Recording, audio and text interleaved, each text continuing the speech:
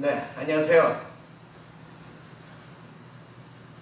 사회적 거리두기 4단계가 벌써 6주 됐는데 또 2주 연장한다고 하니 어느 때까지 이렇게 우리 온 성도들이 함께 모일 수 있을런지 힘든 시간을 보내고 있지만 또 각자 있는 곳에 예배드리며 하나님 영광 나타나기를 소망합니다. 오늘 어둠에서 빛으로 라는 제목으로 요한복음 9장 1절에서 7절의 말씀으로 하나님 말씀 전하도록 합니다. 오늘 본문을 요한복음 9장 1절에서 7절까지 정했지만 사실 41절까지 9장 전체가 예수님께서 날 때부터 맹인된 이 사람을 고치고 그로 인해서 여러 가지 논쟁이 관한 이야기, 이 한 사건이 9장 전체를 나타내고 있습니다. 오늘 1절 이하에 보면 예수님 일행이 길을 가고 계셨죠. 이 맹인을 보았습니다. 이 지역에서 아주 유명한 사람입니다. 어떻게 하셨습니까? 제자들까지도 이 사람이 태어나면서부터 맹인인 것을 알고서 예수님께 질문하고 있단 말이죠. 8절에 보면 이 맹인은 가정 형편도 어려워서 구걸하며 거지로 생활하고 있다는 내용도 나오고 있는 것입니다. 제자들이 이 맹인을 보며 의문이 하나 생겨 예수님께 묻고 있습니다. 2절에 보면 랍비여, 이 사람이 맹인으로 난 것이 누구의 죄로 인함이니까? 자기니까? 그의 부모니까? 그랬습니다. 무슨 말입니까? 이 사람이 태어나면서부터 맹인으로 태어난 것은 반드시 죄 때문인 것은 틀림이 없는데 그 죄가 과연 이 맹인이 태어나기 이전에 전생에 지은 자기의 죄 때문에 그런 겁니까? 아니면 그 부모가 죄를 지어서 그 저주가 이 자식에게 넘어온 것입니까? 어느 것이 맞습니까? 이렇게 묻고 있는 것입니다. 이것이 바로 구약시대로부터 흐르는 예수님 당시까지 흐르는 유대인들의 기본 사상인 것입니다. 질병, 고난, 불행이 다 죄의 결과이다 하는 인과응보적인 사고가 유대인들에게 가득 차 있는 것입니다. 우리가 잘 아는 욥기의 내용이 무엇입니까? 우리는 욥이 고난당한 이유를 욥기서 1, 2장을 통해서 잘 알고 있습니다. 천상에서 하나님과 사탄과의 대화를 통해서 욥을 칭찬하시는 하나님께 대하여 사탄이 딴지를 걸고 하나님은 욥을 시험하는 것을 허락하시죠. 하나님은 결코 욥이 부귀 영화 때문에 하나님을 경외하는 것이 아님을 증명하려 하고 계십니다. 그래서 사탄은 욥에게서 모든 재물뿐 아니라 자식들의 목숨까지도 다 죽임을 당하고 욥은 자기 몸에 심한 종기로 질그릇을 가지고 긁어야 하는 그런 처참한 환경에 놓이게 되죠. 단란했던 가정도 파괴됩니다. 자식들은 몰살당했죠. 그의 아내는 욥에게 하나님을 욕하고 죽으라 이런 말을 하고 떠났습니다. 욥기에 그 이후에도 더 이상 아내의 모습은 나오지 않습니다. 이런 고난에 처지에 있을 때 욥의 세 친구가 찾아왔습니다. 처음에는 물론 욥을 위문하고 위로하기 위한 목적으로 찾아왔습니다. 욥기의 긴 내용을 통해서 이 세 친구가 대화를 나누며 한결같이 주장하는 세 친구의 주장이 무엇이냐면 욥아, 내가 이런 고난을 당하는 것은 내가 알든지 모르든지 너의 죄 때문이야. 곰곰이 생각해보고 그 죄를 회개해. 이 말이 욥의 친구들의 공통적인 주장인 것입니다. 이것이 바로 구약으로부터 흐르는 유대인들의 생각입니다. 고난은 죄 때문이라는 거죠. 이에 대해 예수님은 오늘 무엇이라 말씀하세요?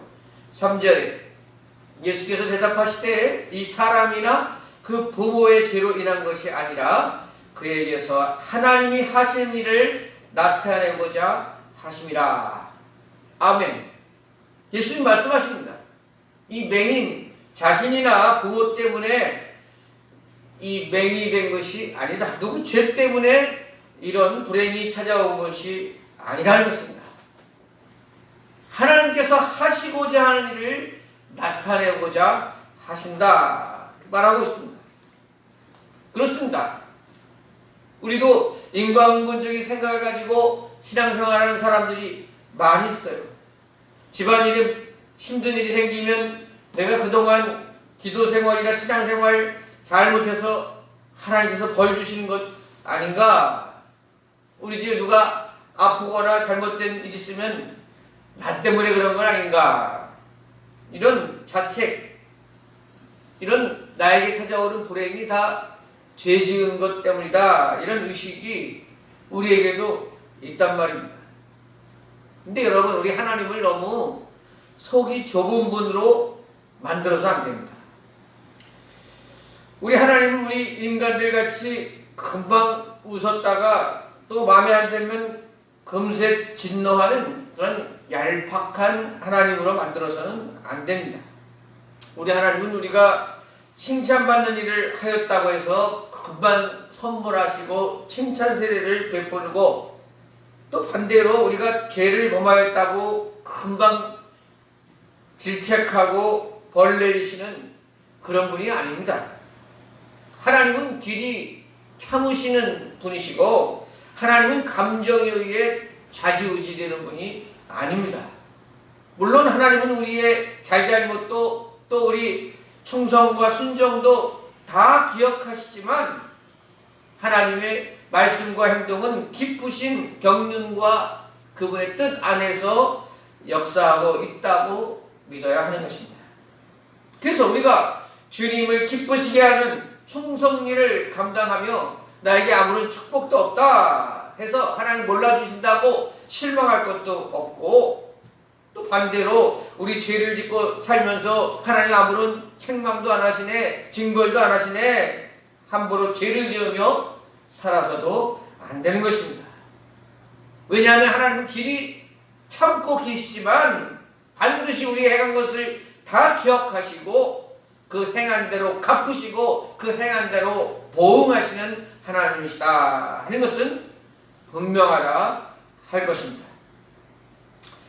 자, 오늘 예수님께서는 이 날 때부터 맹인으로 태어난 이 사람이 맹인으로 태어난 일을 3절에 그에게서 하나님이 하시는 일을 나타내고자 하심이라 그랬습니다.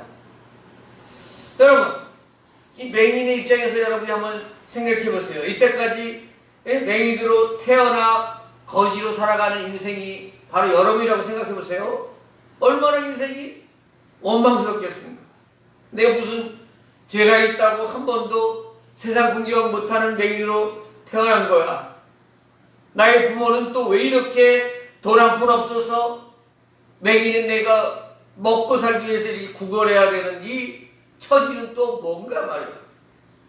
세상이 원망스럽고 부모가 원망스럽고 하나님이 원망스럽지 않겠느냐 하는 것입니다. 그런데 여러분, 오늘 예수님이 뭐라고 하셨다고요? 이 맹인을 통하여 하나님이 하시고자 하는 일을 나타내고자 하신다 그랬습니다. 맹인을 통해서 하나님이 하실 일이 있다는 것입니다. 우리가 이 사실을 깨달은다면 비록 맹인의 자리에 있다 할지라도 힘이 솟아나는 것입니다. 그렇습니다. 여러분, 우리가 아무리 힘든 시간도 그 의미를 알면 능히 이겨낼 수 있는 힘이 생기는 것입니다. 아기가 내 몸을 통해 태어나는 일을 알고 있다면 임산부는 배가 찢어지는 아픔도 능히 참아낼 수 있는 것입니다. 우리가 당하는 모든 일이 그런 것이에요. 우리 힘든 시간에 아무 의미도 없다, 이유도 없다라고 생각하기 때문에 우리가 너무 힘들다 하는 것입니다. 그런 이유를 통해서 하나님께서 나타내고자 하신 일이 있다. 이 어려움을 통해서 하나님께서 하시고자 하는 일이 분명히 있다. 이런 믿음으로 생활한다면 얼마든지 견딜 수 있고 이겨낼 힘이 생긴다 하는 것입니다. 근데 여러분들은 하나님의 자녀들입니다. 우리 그리스도인들은 의미 없이 당하고 의미 없이 이루어지는 일은 하나도 없다. 이렇게 믿으시기를 바랍니다. 다 이유가 있습니다. 오늘 우리가 여러분이 당하는 고난 속에서 예수님이 하시는 이 음성을 들을 수 있기를 바랍니다. 너에게서 하나님이 하시고자 하는 일이 있다. 이 음성 들으시고 힘내시기를 축복합니다. 미국의 로키 산맥에는 해발 3,000m 높이의 수목 한계선 지대가 있습니다. 이 지대의 나무들은 너무 추운 또 찬바람 때문에 곧게 자라지 못하고 마치 사람이 무릎 꿇고 있는 듯한 모습으로 자라납니다. 눈보라가 얼마나 심한지 나무가 생존을 위해서는 그럴 수밖에 없다는 거죠. 그러나 세계적으로 가장 공명이 잘 되는 명품 바이올린은 바로 이 무릎 꿇은 나무로 만들어진다고 합니다. 그렇습니다, 여러분. 우리 삶의 자리에서 때로 힘들고 어려울 때에 이해가 안 갈 때에 이 일을 통하여 하나님께서 나타내시고자 하는 부분이 있음을 믿는다면 무너지지 않습니다. 능히 이겨낼 수 있습니다. 여러분의 힘든 시간 헛되게 보내지 마시고 하나님의 뜻이 드러나는 귀한 기회가 될 수 있기를 바랍니다. 창세기 6장에 노아가 방주를 짓는 장면이 나오죠. 자그마치 120년 동안 방주를 지었어요. 당시에 이웃 사람들은 노아를 보면서 어떻게 평가했을까? 자기들끼리 모여서 밥 먹고 술 마시고 하면서 노아 방주 짓는 것이 안주거리가 되었을 거야. 노아는 맨날 저 뭐 하는 거야? 맨들 안 와. 큰 비가 온다잖아. 저 산꼭대기에 그래서 방주를 짓는다잖아. 아니, 비가 오면 얼마나 온다고 저 산꼭대기에 지금 정신 나간 거 아니야? 그냥 나도 벌써 100년 동안 저러고 있잖아. 이런 소리를 알게 모르게 노아가 듣지 않겠습니까? 그럼 노아는 어떻게 행동합니까? 창세기 6장 22절 노아가 그와 같이 하여 하나님이 자기에게 명하신 대로 다 준행하였더라. 히브리서 11장 7절 믿음으로 노아는 아직 보이지 않는 일에 경고하심을 받아 경외함으로 방주를 준비하여 그 집을 구원하였으니 말씀하고 있습니다. 아직 눈에 보이진 않지만 하나님께서 명령하신 대로 하나님을 경외하는 마음으로 신실하신 하나님의 성품을 믿으면서 자기에게 맡겨진 그 사명의 길을 감당해내고 있다 하는 것이죠. 여러분, 우리 교회도 마찬가지입니다.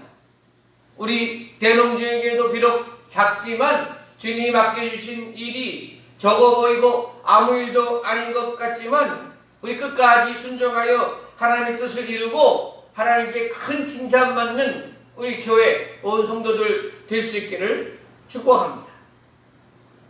지난 한두 달 전에 우리 권병관 집사님이 세상을 떠났습니다. 우리 교회에 1년 6개월 전에 병들고 빈털털이 가족으로부터 버림을 받아 우리 교회에 들어오셨습니다. 그래도 우리 교회가 주님 보실 때 완전하지는 못하더라도 그 영은 우리에게 맡겨주신 것이라 여겨 우리 온 교인들이 물심양면으로 후원하였고 이제 때가 되면 천국으로 보내드렸다 말씀드릴 수 있습니다. 개인 경건 시간이나 기도 시간을 통하여 하나님께서 이 일을 귀하게 여기시고 칭찬하신다는 그 느낌, 그 응답이 크다 할 것입니다. 우리 교회가 이런 일들을 감당하고 있습니다.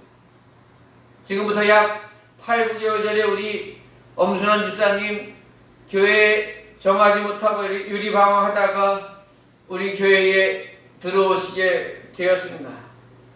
얼마나 우리 교회에 오셔서 믿음이 자라고 교회를 사모하는지 모릅니다. 우리 거리두기 4단계로 교회 예배드리지 못한다고 말씀드려도 이렇게 주일날 또 수요일날 시간 되면 혼자 오셔서 교회 밖에서 이렇게 기다리고 우리 목사님 사모님 얼굴에도 보고 가고 싶다고 이렇게 손잡고 전화라도 드리면 교회 못 가서 너무 슬프고 너무 가슴 아프다고 전화해 대고 우시는 그 집사님이십니다. 그런데 이제 85세가 돼서 며칠 전에 그 여동생으로부터 전화가 왔습니다. 우리 언니가 이제 너무 위독하십니다. 오래가지 못하실 것 같습니다. 기도해 주십시오. 그리고 기회 되면 자기가 이제 이 언니 집에 찾아와서 조카들이 오라고 얼굴 보고 오라고 하는데 조카들은 지금 신방하는 것을 원하지 않지만 본인이 가서 잘 이야기하고 신방할 수 있는 길을 열어보겠다고 말씀합니다. 왜냐하면 우리 엄순환 집사님이 너무나 교회를 사랑하고 목사님 보기를 너무 원하고 있기 때문이다 하는 것입니다. 여러분, 우리 얼마 전에 며칠 전에 윤여천이라는 분이 우리 아내에게 전화를 했습니다. 이 사람은 최금순 권사님이 친분이 있어서 이제 70세 정도 남자분인데 혼자 이혼하고 살고 계십니다. 그 이전에는 교회도 다니기도 했다는데 제가 이 교회에 온 이후로는 교회를 안 다녀서 그냥 인도하려고 많은 노력을 했습니다. 반찬도 만들어 드리고 명절이나 또 우리 추수감사절 때도 떡과 과일도 갖다 드리고 교회 나오게 하려고 가지고 있었는데 안 되더라고요. 그런데 그분이 이제 전화한 이유는 자기 건강이 당뇨로 인해 악화되어서 더 이상 시장이나 외부 일을 보기에 어렵게 되었습니다. 혹시 주위에 자기를 대신해서 잔신부름할 사람을 소개해 주실 수 있겠는가? 물론 그 신부름 값은 당신이 내겠다. 이런 전화였습니다. 그래서 우리 아내와 상의하고 한마디로 말씀을 전했습니다. 우리 부부가 선생님 원하시는 신부름을 다 해드리겠습니다. 걱정하지 마십시오. 그리고 이번 기회에 신앙을 회복하시고 주일에 우리가 집 앞에 모시러 갈 테니 함께 교회 예배드리고 또 도와드리는 끝까지 도와드리겠습니다. 이런 말씀도 드렸습니다. 본인이 이 목사님 가정에 폐가 될지 모른다 생각되어서 조금 더 생각해보고 전화 드리겠습니다. 이렇게 끊은 상태인데 저희들은 또 이렇게 생각하는 것입니다.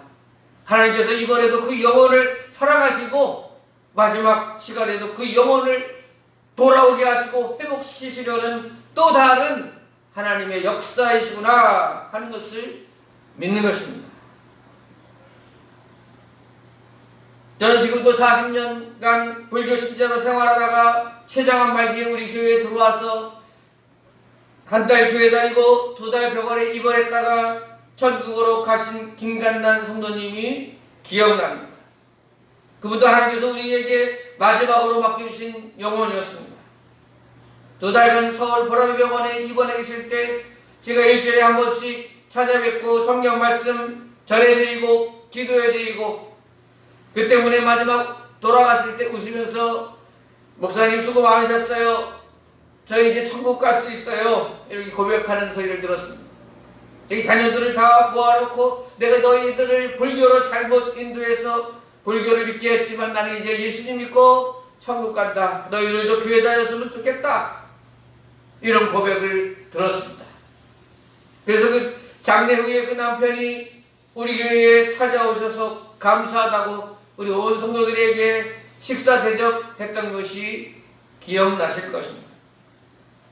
이것은 그 남편이 식사 대접한 것이 아니고 하나님께서 하나님이 하시는 일을 감당해내는 우리 교회를, 우리 성도들을 축복하시고 칭찬하시는 만찬이었다라고 하는 것을 믿습니다. 그렇습니다. 우리 교회는 크거나 작거나 그것보다 더 중요한 것이 있습니다. 몇 명이 모이는 것보다 더 중요한 것이 있습니다. 우리 교회는 교회의 사명, 교회의 소임을 다하고 있다 하는 자부심을 가지고 그 일에 더욱 힘써야 할 것입니다. 하나님께서는 우리 대동제일교회를 통하여 하시고자 하는 일, 하나님의 일을 나타내고자 하는 일이 분명히 있는데, 우리 대동제일교회를 통하여 하나님이 하시고자 하는 일은 죽어가는 영혼들, 이리저리 방황하는 영혼들, 회복해야 될 그 영혼들을 하나님께서 한 명 한 명 구원하시는 그 놀라운 역사를 우리 대동제일교회에 맡겨주셨다 믿는 것입니다. 그런 구원의 역사가 우리 교회를 통하여 끊이지 않기를 소망합니다. 우리 성도들 더욱더 기도하며 제2의 김간단체 삶의 권명아지사 같은 분들이 계속해서 끊이지 않고 들어올 수 있도록 기도해 주시기를 바랍니다. 다시 본문으로 이제 들어가서 예수님께서 맹인을 어떻게 고쳐주시는가 6절에 보시면 이 말씀을 하시고 땅에 침을 뱉어 진흙을 이겨 그의 눈에 바르시고 7절에 실로암 못에 가서 씻으라 이 명령하세요. 그랬더니 가서 씻고 밝은 눈으로 회복하여 돌아오고 있습니다.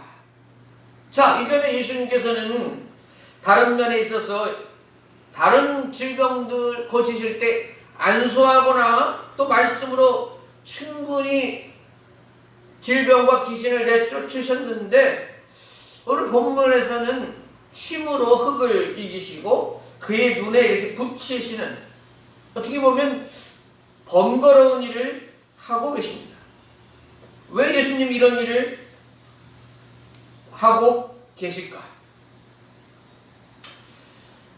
뭐 다른 의미도 있겠지만 오늘 진흙을 이겨 눈에 붙이는 이 모습을 통하여 저는 창세기 2장에 나오는 천지창조를 연상해 보았습니다. 무슨 말입니까? 하나님께서 사람을 무엇으로 만드셨습니까? 흙을 빚어서 사람의 형상을 만드시고 생기를 그 코에 불어넣고 계셨습니다. 오늘 이 예수님의 진흙을 빚는 모습은 제2의 천지창조를 보는 듯 하는 것입니다. 창세기의 흑암 가운데 빛을 창조하신 하나님이 이 세상에 빛이 임하게 하셨던 것처럼 예수님은 죄로 가득한 이 어둠의 세상에 빛을 주시는 분이시다. 5절에 내가 세상에 있는 동안에는 세상의 빛이라 말씀하셨습니다. 아멘. 그러므로 이게 무슨 말입니까? 이 날 때부터 맹인된 사람은 평생은 어둠 속에 갇혀 살아야 될 운명입니다. 평생 어둠 속을 지내면서 어둠 속에서 죽어갈 사람인 것입니다. 오늘 32절에 이 맹인이 자기가 이렇게 말하고 있어요. 창세 이후로 맹인으로 나는 자의 눈을 뜨게 하였다함을 듣지 못하였으니, 자기도 이 눈을 뜨고 싶어서 랍비에게도 물어보고 구약 성경에 대해서 다 살펴봤지만 엘리야, 엘리사, 어떤 선지자도 어떤 사람도 눈을 뜨게 한 일은 본 적이 없다 하는 것입니다. 사람이 할 수 있는 일이 아니라는 거죠.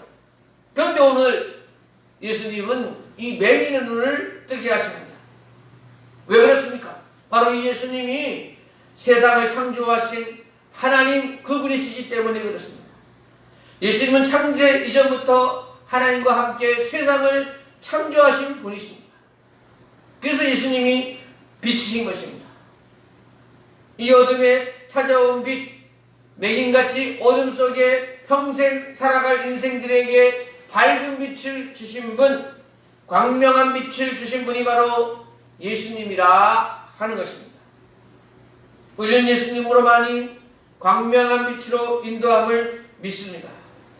우리 죄악 속에서 우리 눈을 여시고 우리 살 길을 여실 수 있는 분은 오직 예수님밖에 없음을 우리는 믿습니다. 그리고 오늘 예수님은 진흙으로 이 맹인의 눈에 바르시고 명령하십니다. 실로암 못에 가서 씻으라. 천지창조 때 빛을 주셨던 것과는 달리 예수님은 또 우리에게, 우리 사람에게 빛을 주시면서 순종하고 그 순종함으로 행하기를 말씀합니다. 그냥 그 자리에서 눈을 뜨게 하신 것이 아니라 실로암 못에까지 가서 씻으라. 당시에 실로암 못까지는 맹인이 있는 자리에서 1km 정도 떨어져 있다고 합니다. 아니, 그 불편한 곳까지 가야 하는 것입니다. 그러나 하나님의 역사, 하나님의 능력이 우리에게 나타날 때에 우리의 믿음의 반응, 믿음의 응답, 그것을 통하여 완성된다는 것을 우리에게 기억해 하십니다. 하나님의 능력이 부족해서가 아닙니다. 우리의 공로가 들어가야 완성된 것도 아닙니다. 하나님께서는 우리들을 그냥 받아먹는 유아기적인 아기들이 아니라 믿고 그 믿음으로 행하는 자가 되기를 바라십니다. 하나님은 우리에 드리는 적은 오병이요 작은 물고기 2마리와 보리떡 5개를 드릴 때 하늘의 기적이 일어나게 하십니다. 하나님은 우리와 상관없이 우리는 나 몰라라 하는 가운데 홀로 역사하시는 분이 아니라 하나님께서는 오늘 우리와 우리의 기도와 우리의 헌신과 우리의 희생을 통해서 하나님의 나라가 확장되고 하나님의 뜻이 이루어지기를 원하고 계신다는 것입니다. 그렇기 때문에 우리는 더욱 충성해야 됩니다. 그렇기 때문에 더욱 우리는 믿음의 길을 걸어야 한다는 것이죠. 자, 오늘 말씀을 마칩니다.